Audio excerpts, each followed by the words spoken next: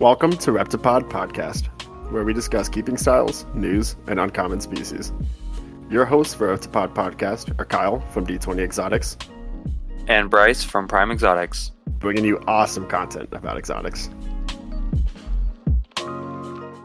So Bryce, how was your trip to Africa? Because you left us for the last couple weeks for Africa. Yeah, so I spent 3 weeks in Africa, exactly 21 days. So the day that we came back was exactly 21. And it was a crazy experience, so many different cultures. I was at 3 different countries, but if we want to count all countries with layovers, I was at 9 different countries. I don't remember each one, I have them written down somewhere. But the actual countries I was staying in was Cameroon, Kenya, and South Africa. So starting off with just Cameroon, Africa, I know some people over there that own a Bible college, and we were spending a lot of time there. And of course, I did a ton of reptile stuff on the side, but the first week mainly was just hanging out with them and learning just how they run things there. And one thing that was really crazy is they have a hospital there, or more of like a clinic, and they get snake bites and all the time. And this is how let me go to my notes. This is how they cure all their snake bites. Is they have this black rock, and they put it on they first cut the snake bite, and then put this black rock. They don't know the name of the rock, but they put the rock on the snake bite, and it's basically like a magnet, and it sucks the venom out. I have no idea if that's true or not, but that's what they've been doing for the past few years. And is that successful? Yeah, I mean, they say they don't believe in anti-venom or anti-venom, and yeah, I asked to see the rock, but they didn't have any when I was there. But of course, but that's what they do. They've treated mamba bites before, and yeah, they said they've never had a patient die before. So I don't know if there's just been no snake bites, but I don't know. That's interesting. I mean, yeah, that's really interesting. Yeah, we tried to find the rock. We went to a couple markets where they normally get it, and they just didn't have any. So I don't know if they're lying about it. No, I don't think they're lying, but it's just, yeah, I thought that was crazy because I never even heard of anything like that. But in Cameroon, it's very hot, and I did a lot of herping at nighttime mainly. During the day, I was just so busy with other things. So at nighttime, I did a lot of herping, and I was not too successful there. Where I was staying, it was very remote, but it's like there's a huge fence and everything, and it's all gated in, and there's security at nighttime, and there wasn't too much of just leaving the area, just because first thing, it's not safe, not like reptile and say the humans there. There's just villages all around, and they're not a fan of other races, and so I didn't find too much. I found a lot of gecko species or lizard species, but I actually found no snakes in Cameroon, which is pretty crazy. But the last day we were there, we went to the Cameroon Zoo, which was definitely something. If you see how the people are living there, it makes sense how they're keeping their animals and reptiles. They only had a few snakes, and I mean these snakes are literally I don't know how they're alive, all starved, and also the people there have the titles. This was so funny. So there was a rock python, and the title just said Viper on it. And I thought that was the funniest thing. I think I have a picture somewhere, actually. Solid. Yeah, I was like, yeah, it's perfect. And they had some other things, but I don't want to get too into that. Yeah, it was very just, like I said, how you see the people living there, it makes sense how bad, how the animals are treated. They had a lion. I think it was the lion that had his ears were bleeding completely. I think it was the lion that was like that. And they did have some Nile crocodiles that were actually completely overweight, which was crazy.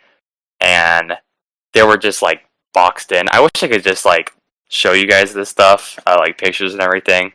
But there's nothing I can do. I can't complain to them. They all speak French, so I mean, they wouldn't even understand me. But so yeah, I spent that first week in Cameroon, and then we flew over to Kenya, and we were only there for 3 full days. And I actually went to visit an orphanage called 5810. And we've been talking to these people for a while. So we were there for a couple days at the orphanage. And the next day, we went on a safari. And that was a one-in-a-lifetime experience. We saw lions, zebras, ostriches, rhinos, buffalo, stuff like that. We did not see. So they have something called the Big Five, which is elephant, leopard, rhino, buffalo, and lion. Did I say lion already? I don't even know. So that's like the Big Five, and that's like the Big Five of Africa. And we saw three of the five there. And the next day was South Africa, and we went to an elephant park, and we're with a bunch of elephants. So we saw four of the Big Five. We didn't see leopards the entire trip, but I mean, it was still pretty cool. So at the elephant park, I'll skip over Kenya, there wasn't too much. And so South Africa, we went to this big elephant park, and they had at one point over 40 elephants living on the property, and it's basically like an orphanage for elephants. It's all like rescues from zoos that can't keep them anymore. And so when we were there though, they only had five because when they get healthy, they send them to game parks.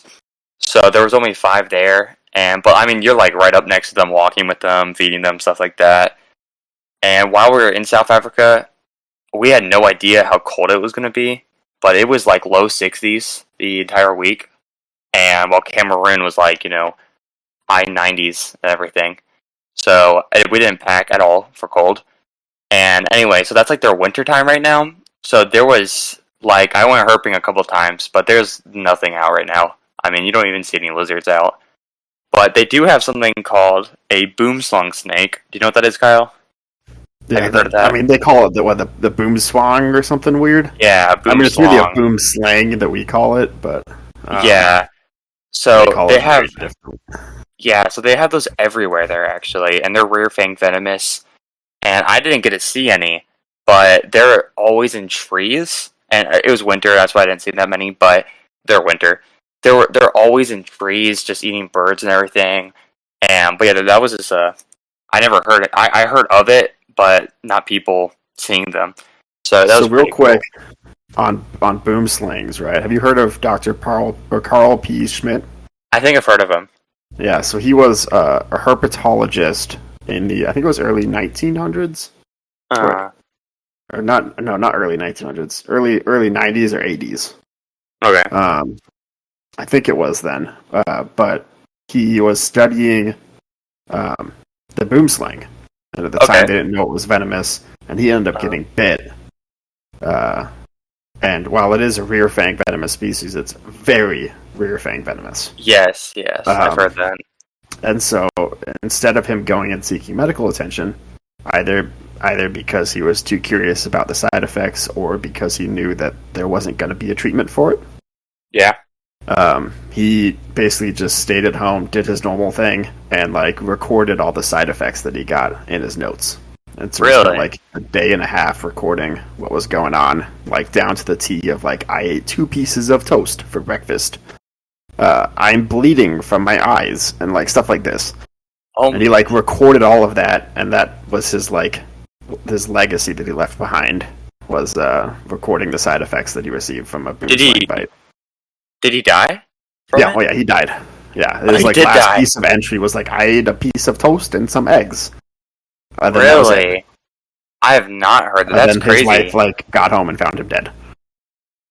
Wow. Yeah, it's an interesting thing to read about too, because it's just he just documented what his life was. He's like, I took the 9 a.m. train, then I went home and I wow, was bleeding a lot. Yeah, that's the thing, that people don't get sometimes, that just because it's rear fang venomous doesn't mean it can't hurt you. Now some snakes, it's different, but boom slings are very, when you talk about rear fang venomous, boom slings I think are actually marked as venomous, though technically they're rear fang, not front fang. But they're marked as a venomous species, at least in the U.S. I never actually heard that. That's crazy. Yeah, it's a really interesting story. Wow. But, yeah, they have a lot of them there, and we were in South Africa, and it's called Niger, was the city, and yeah, they have a lot there actually. Again, it was winter, so I didn't get to really see anything, but yeah, wow. So yeah, South Africa was the end of the trip. We were there for a week.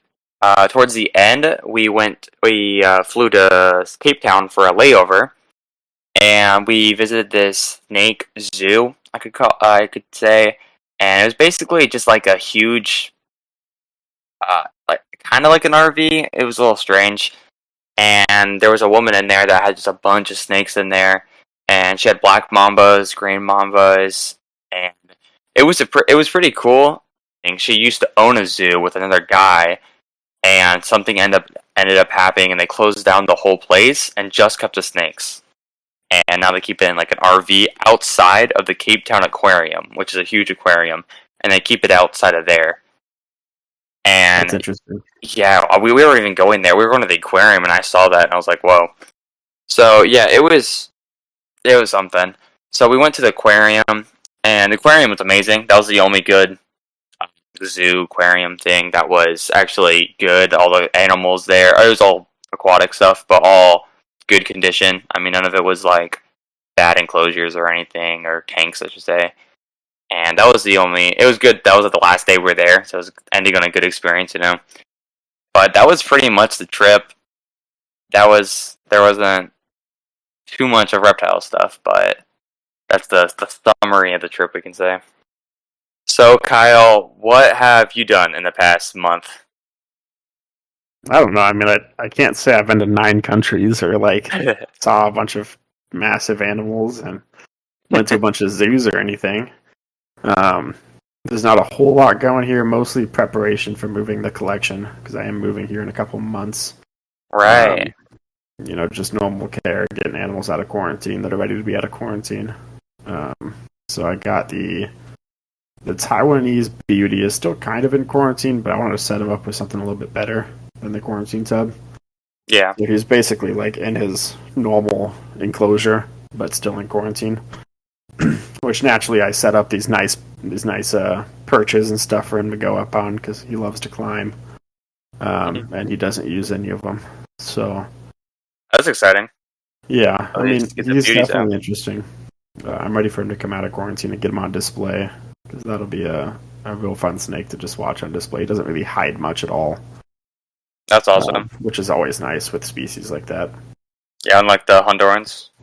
Right, the Hondurans that I haven't seen. Their food just disappears in their enclosure, basically. Yeah. It's just a giant box of dirt that just disappears when I put food in there. Yeah. But, yeah, there's not a whole lot going on here. Mostly just kind of planning out the reptile room in the new place and figuring out where everything's going to go and how it's going to happen. It will be nice because I'll actually have like a dedicated reptile room. Right now, it's mostly just like half of my living room is what I call the reptile room. Yeah. Are you planning on expanding a lot, like reptile wise, like your collection? I don't really want to expand that much. I do want to like kind of hone in on the species that I want to keep and the genes that I want in those species. So like, which is obviously not apparent with me picking up a beauty rat snake, but nonetheless, I kind of want to focus on the Hondurans a lot. Mm-hmm. Then with the corn snakes, I want to focus on the genes more. Because like my collection with corn snakes right now is kind of just everywhere. Like there isn't. It's just like whatever genes I got at the time. I don't know why. It was just like, oh, this looks cool. Let's get this, right? Without thinking of like, where does this tie into my collection? Yeah, I get breeding plans. So that's more going to be like honing in like specific genes that I want for the corn snakes. The Hondurans, I suspect, will be ready to breed next season. So I'll be able to breed my pearl, and I don't know if any of the females are going to be ready except for the ghost. So it'll probably be the pearl with a ghost for the pairing. So I'll produce a whole bunch of ghosts, basically. Ghost head albinos. Yeah, that's awesome. Which will be fun. That'll be. I mean, that's absolutely not a bad pairing. Just start. Yeah, no, definitely. With Hondurans at all. Not just normals. Right. There's no normals coming out of there. It's going to be all ghosts. Head albino. That's awesome. Yeah, that'll definitely be really good. But that's pretty much all that's going on with me. Awesome. The new reptile room is going to be a bit different.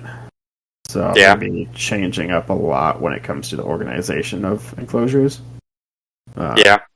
so I'm gonna get new racks put in. Not like actual racks, but like shelves, basically. Yeah, I know. I get it. Mostly because the shelves that I have right now was perfect for the size of the enclosure that I got them for, which I don't use anymore.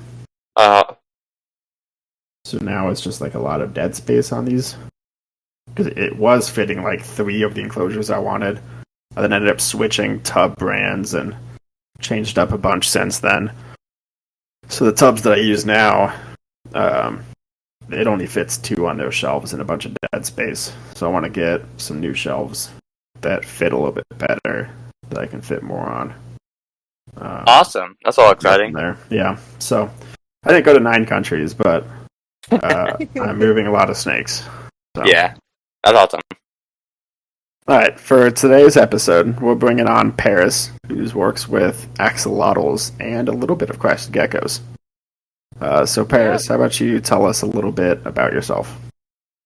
Alright, yeah, so my name's Paris. I run Critters in the Valley. I work with axolotls, crested geckos, and then I keep snakes, but I don't breed them.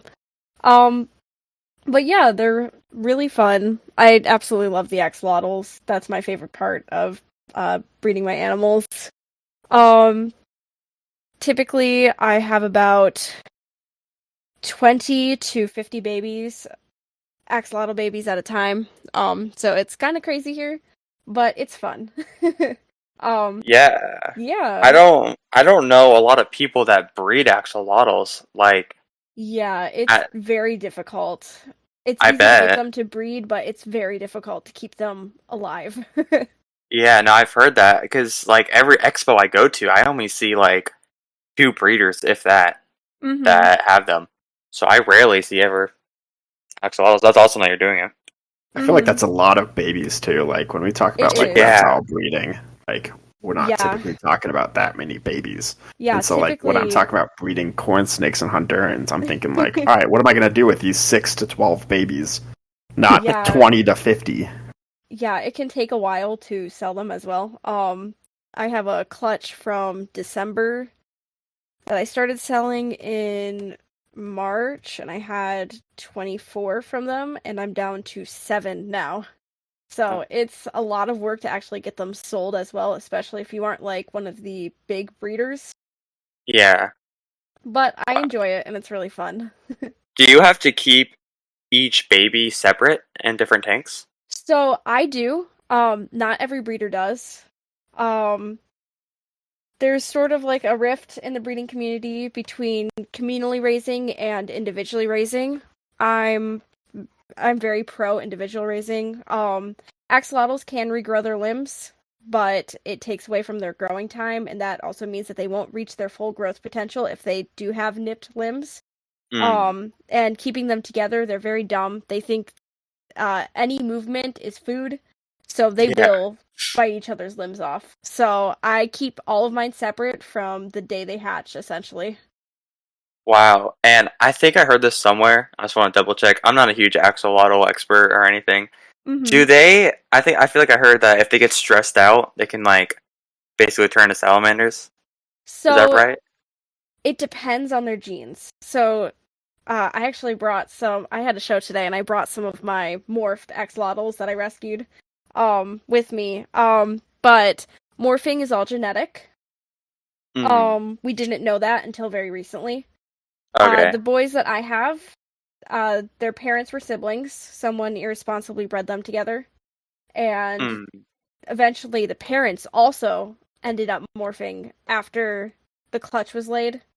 And all 100 of the babies that they kept ended up morphing as well. But it is completely genetic.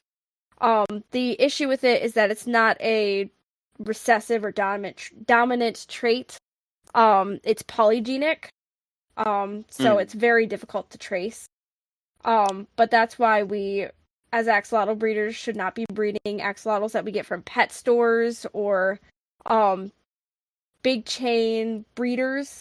You have to know like the very specific, down to the names of the parents and the grandparents at the very least. Preferably that more. makes sense. Yeah, that makes sense. I didn't know it was called morphing, but now that I hear it, Mm-hmm. I remember that now. That's cool. That's really interesting because, like in the reptile hobby, we discuss a lot that it's like inbreeding isn't necessarily terrible. Mm-hmm. It's realistically it will happen in the wild as well. Yeah, so with axolotls, it's really unique because we can't get any more from the wild now. Mm. Axolotls in captivity all originated from, I believe it was like 7 axolotls back in the 1800s. Wow. So that's basically our entire captive population comes from those 7. So they're extremely inbred. Any 2 random axolotls will have an inbreeding coefficient of 35%, which is more than 2 human siblings having a child together. So Wow. it's very, very high inbreeding rate. So you have to be extremely careful when choosing the parents of your clutches. Yeah, that is crazy. So with them being so endangered, are there people that are letting them out into the water trying to like get So the issue was axolotls originated from Mexico. They came from one lake. Unfortunately, that lake does not exist anymore. It Mm, was completely destroyed due to humans releasing tilapia into the water. The mm. tilapia went and ate all the axolotls and the babies. So there is no lake that we can release them into, even if we did get uh, a breeding project going to release them back into the wild. Um, and our axolotls in captivity are technically hybrids. Back in, I believe it was sometime in the Okay. 1970s, they were bred to tiger salamanders, which are very closely related to them, Mm. which is also how the morphing gene got introduced because tiger salamanders naturally morph, unlike axolotls. Okay. Wow, yeah, no, I did not know that at all. That's really interesting. Mm-hmm. Yeah. So, how do you keep your salamanders? Like, obviously not the nitty gritty, but like, what does Mm-hmm. your keeping style really entail for Yeah, the so for axolotls? my adults, I am working towards getting all of my adults in their own 40-gallon breeders. That's the minimum tank size that I recommend. Some breeders will tell you 20-gallon. Unfortunately, that's not correct anymore. Um, Mm. upon further research and checking the water parameters, a 20-gallon would need a water change every 2 days to stay under the safe nitrate amount, which is a lot of water changing. For my 40 gallons, I do 1 water change a week, and that typically keeps it under the safe amount. My adults are fed every day or offered food every day. They don't always take food every day, but they'll eat when they're hungry. For Mm. my babies, it's easiest to do what's called tubbing. Basically, you get like a little Sterilite tub, and you change the water out daily. And since I do individually raising, I have about 50 of those at a time. Wow. Yeah, so S- it takes and quite a few hours of my day to change all that water. Yeah, I So I feel bet. like changing water bowls for me is like an afternoon activity, let Mm-hmm. alone like the entire tanks, basically. Yeah, that's Yeah. crazy. So, how easy is it to keep one as a pet? So not with breeding, like if you're keeping one Mm-hmm. specifically. So it depends on your experience with aquatics. Axolotls are very specialized. They need extremely cold water, which most people cannot achieve without a chiller or fans. I'd say that keeping the water cold is one of the hardest parts. The other hardest part is cycling. Um, I am lucky enough to have a basement that is extremely cold, so I can keep my axolotls down there without having to need a chiller or a fan. Um, but that is not normal. Typically, you will need something to cool the water down. Um, and then, yeah. So that's So the first hardest part. And then the second hardest part is actually cycling the tank, which takes about 2 months to do. That's wow. typically what turns people off from axolotls because people don't want to put that amount of effort into a an aquatic pet. Yeah. So you would say it is not a good beginner pet when it comes It to is not aquatics. a beginner pet. Okay. Yeah. as fun as they are to keep, they are definitely something that's specialized and need a lot of research. It's not something that you can really go and like pick up at a reptile expo and then do your research. Yeah. But yeah. I feel like that would be really difficult to keep here in Arizona, at least. Trying to keep the water especially that cool. like I'm up in Ohio, so it's not too bad trying to keep our water cold. But yeah, if you're like in a hotter state, it's gonna be very difficult. Yeah, Kyle, we can't keep them at all. Yeah, I Zero imagine chance. that's probably why I've never seen an axolotl for sale around here. Yeah, that explains it in Florida. At all these expos. Yeah, I've heard, all my friends in Florida are like, "How do I keep my water colder?" Yeah. Okay, that makes more sense then. So this I might be completely wrong about. There's like neon axolotls, right? They're probably not even called neon, So but they're called green fluorescent protein. okay. It was a gene introduced by laboratories a while back to study regeneration. Okay. So they spliced jellyfish DNA Mm-hmm. and they introduced it to axolotls.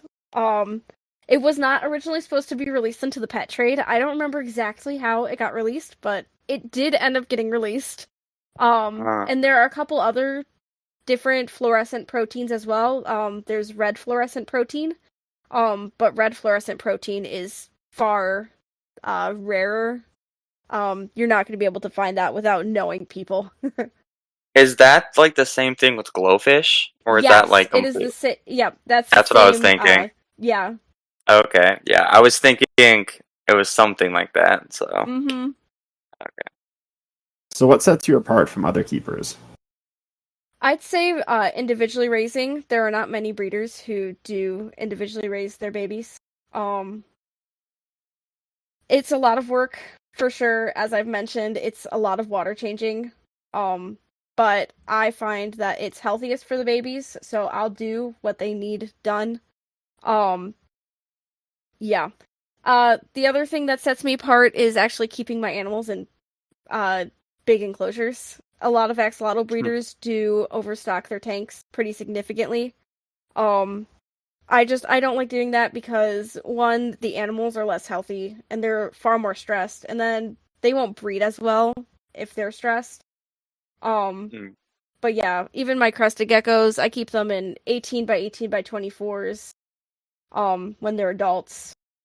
So yeah, I'd say that enclosure size and all that is probably what sets me apart. So do you see other axolotl breeders at expos? I know you mentioned you just got back from an expo. I do, yes. Unfortunately, not all of them are good. There are a lot of sketchy breeders currently in the hobby. Unfortunately, it's very difficult to find the good breeders. There are a lot of people who just decide to do it and then don't realize what axolotls actually is. I get contacted all the time by people asking why all their axolotl babies died, and typically it is someone who didn't know what they were doing. Yeah. Yeah. Is there a specific morph of axolotl? Are they called morphs? I guess. Yeah, they're called morphs. Okay. Is there a specific you work with, or is it? It's a little bit of everything. We don't have too many morphs.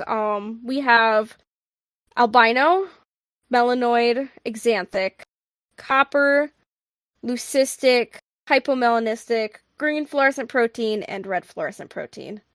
Wow. And Yeah, you do this all on your own, or do Yep. you? Is this? Yeah, this is all on my own.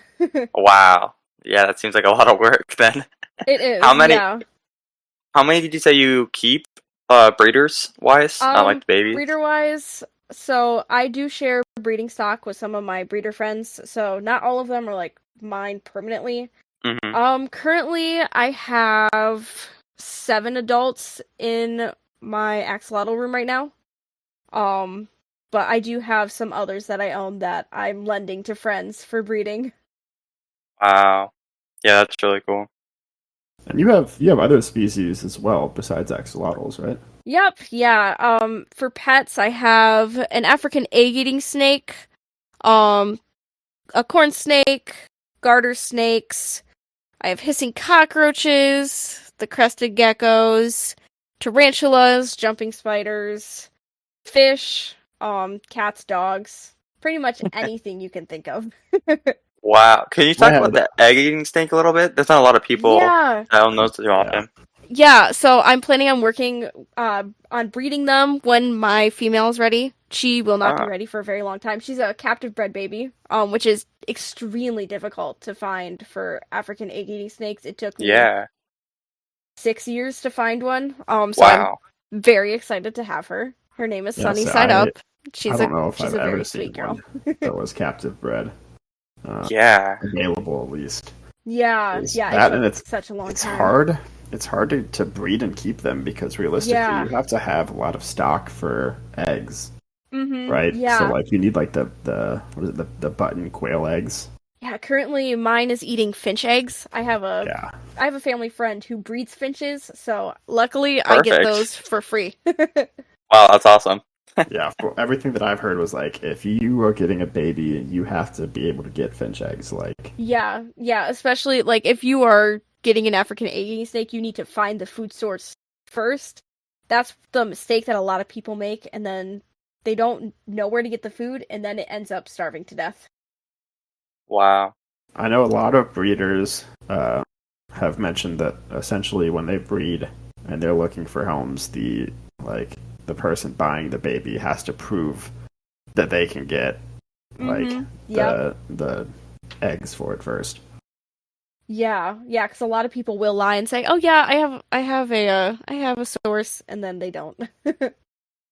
Yeah. So Paris, what species would you like to work with in the future? I would really like to work with African egg-eating snakes, but that is not for a very long time. I'd also really like to work with tiger salamanders. That's what I'm working with next. I just ordered a breeding pair last week, so I'm hoping that they breed for me next year. They are notoriously difficult to breed. So we'll see if they actually breed for me next year. But yeah, tiger salamanders are probably the biggest one that I really want to work with. They're very closely related to axolotls. And it's almost impossible to find captive bred babies of them. So that's what I'm going to be working towards. As for the future, African egg-eating snakes and garter snakes are what I want to work with. But that's not for a while. And you said tiger salamanders and axolotls used to get bred together. Yes, they were bred together in laboratories.